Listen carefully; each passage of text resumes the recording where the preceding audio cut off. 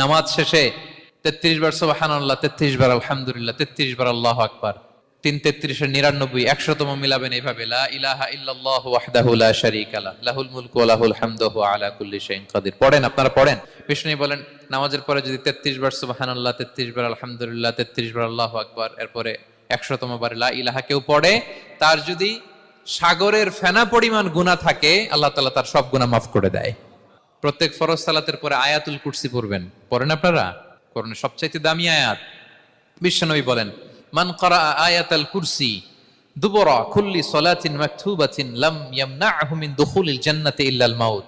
প্রত্যেক নামাজ শেষে 33 বার সুবহানাল্লাহ, 33 বার আলহামদুলিল্লাহ, 33 বার আল্লাহু আকবার, 3 33 99 100তম মিলাবেন এইভাবে লা ইলাহা ইল্লাল্লাহু ওয়াহদাহু লা শারীকা লাহু লাহুল মুলকু ওয়া লাহুল হামদু ওয়া আলা কুল্লি শাইইন কাদির। পড়েন, আপনারা পড়েন।